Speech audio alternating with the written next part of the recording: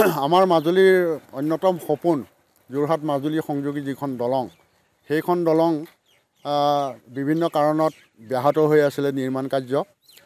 ভালেখিনি আগবাঢ়িছিলে কিন্তু এতিয়া সেই ব্যাহতিৰ পিছত পুনৰ আৰম্ভ হ'বলৈ গৈ আছে এছ.এন. সিংঘাল বুলি এটা নতুন কোম্পানীক ইতিমধ্যে দায়িত্ব দিয়া হৈছে বুলি কৈছে বিভাগীয়ভাৱে আৰু সেই কোম্পানীৰ দ্বাৰা এইবাৰ আকৌ আৰম্ভ হ'বলৈ গৈ আছে আৰু এই কাৰ্য অহা ডিচেম্বৰ মাহত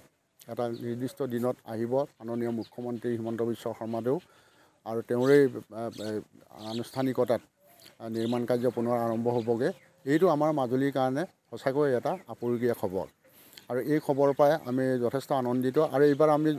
বিশ্বাস ৰাখিছোঁ যে আগত যি কাৰণতেই নহওক লাগিলে কিয় নিৰ্মাণ কাৰ্য ব্যাহত হৈছিলে সেই কাৰণবোৰ এইবাৰ আকৌ ৰিপিট নহ'ব বুলি আমাৰ দৃঢ় বিশ্বাস। কাৰণ মাননীয় মুখ্যমন্ত্ৰী হিমন্ত বিশ্ব শৰ্মাদেৱে বহুত পৰিকল্পনা কৰি বহুত চোৱা চিতা কৰি এটা দক্ষ হাতেৰে এইখিনি পৰিচালনা কৰে সেই বিশ্বাসটো আমাৰ আছে আৰু আমাৰ প্ৰাক্তন মুখ্যমন্ত্ৰী সৰ্বানন্দ সোণোৱাল ডাঙৰীয়া আমাৰ লগত মাজুলীৰ লগত সদায়ে আছে গতিকে তেখেতসকলৰ দক্ষ নেতৃত্বত এইবাৰ মাজুলীবাসীয়ে মাজুলী যোৰহাট সংযোগী দলংখন পাবগৈ আৰু যিমান সোনকালে দলংখন হয় সিমানেই আমি মাজুলীবাসী বেছি আশ্বস্ত হ'ম আৰু সেই বিশ্বাসটো আগন্তুক দিনকেইটাত ৰাখিছোঁ যে ডিচেম্বৰ মাহত মাননীয় মুখ্যমন্ত্ৰীয়ে উদ্বোধন কৰাৰ পিছত নিৰ্মাণ কাৰ্য যি আৰম্ভ হ'ব সি শেষলৈকে চলিব বুলি আমাৰ দৃঢ় বিশ্বাস আছে। সমান্তৰালভাৱে ৰাস্তাৰ কামো আৰু সমান্তৰালভাৱে দুই মূৰৰ ৰাস্তাৰ কাম হয়। দলংখন হোৱা মানেতো আৰু ৰাস্তাটোৰ লগত হ'বই লাগিব এপ্ৰ'চ ৰোড বুলি যিটো কয় সেইখিনিতো বাৰু আমাৰ বিশেষ টেকনিকেল কথা তাত নাথাকে সেইখিনিলৈ আমি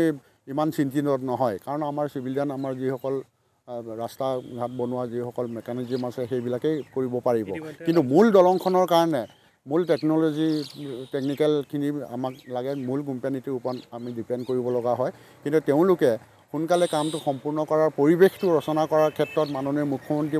মহোদয়ৰ হস্তক্ষেপ নিশ্চিতভাৱে দৰকাৰ হয় আৰু সেইখিনি আমি পামেই বুলি বিশ্বাস কৰোঁ আৰু